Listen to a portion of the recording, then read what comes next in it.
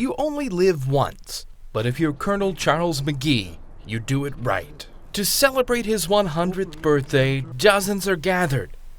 But beyond the cameras is what he's really looking forward to, the left seat of a Cirrus SF-50 Vision jet. Welcome aboard, Captain.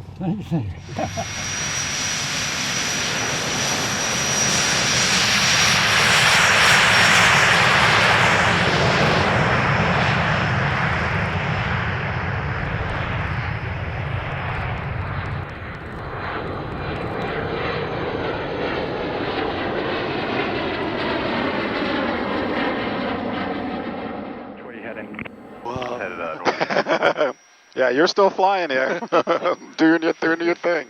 York. As they say, your airplane. Your airplane, that's right. Oh my, beautiful. Pony Caldera with Cirrus Aircraft there to let this celebrated centenarian get back in touch with his high-flying history.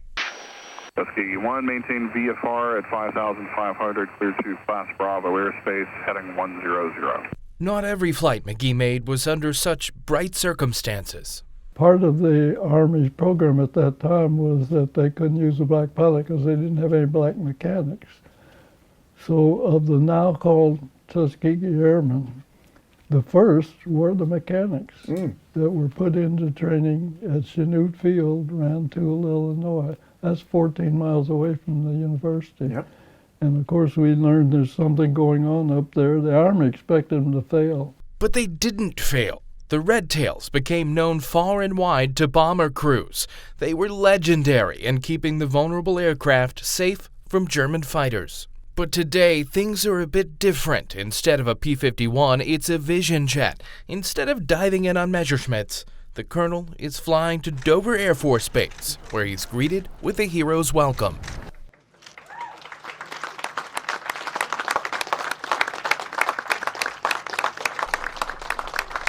And likewise, back at Frederick.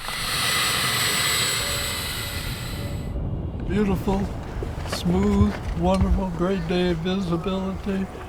And folks, quite a country we're flying over. Okay. He flew us. I was basically there as a co-pilot to talk to air traffic control. He taxied us out, flew us to Dover, landed the plane, taxied us in, coming back here, same thing. It was just an honor. Inside, a party. Honor guard and dignitaries, and a young man inspired by the Tuskegee Airmen writing a moving essay about the colonel. As a young black male, learning about how the Tuskegee Airmen overcame the challenges of segregation and discrimination in the Air Force is inspirational to me. When Colonel McGee was a pilot, it wasn't normal for black people to be in the Air Force, and he had to deal with segregation and discrimination, and through that he overcame it and became a hero. This young man, able to pursue his dreams of flight thanks to the colonel and other Tuskegee Airmen.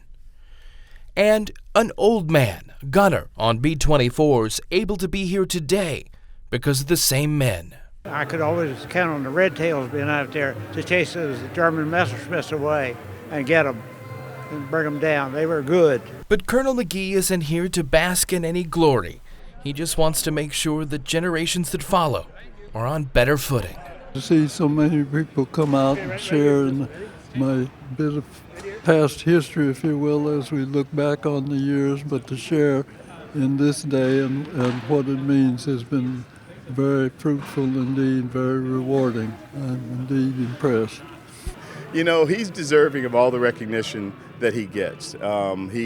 He's, as I tell people, with all the accomplishments, he's still a very humble guy. Vince Mickens organized the festivities, and they didn't stop on the first day.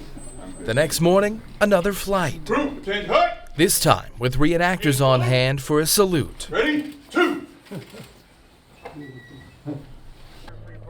AOPA President Mark Baker there to co-pilot for the colonel in a Citation M2. Yeah, the model they call it is a 525. As with the Cirrus the day before, Colonel McGee doing all phases of the flight with very little help. He's got it. He sure enjoys flying. He's in charge, by the way. Don't think twice. He's running that airplane. At 100, he's still a heck of a stick and as sharp as can be. Thank you. Well said. I have one more thing for you. What were you guys talking about while you were flying? Oops. Sorry. Wrong subject. It's between the colonel and his co-pilot. Very good. Paul Harrop, AOPA Live.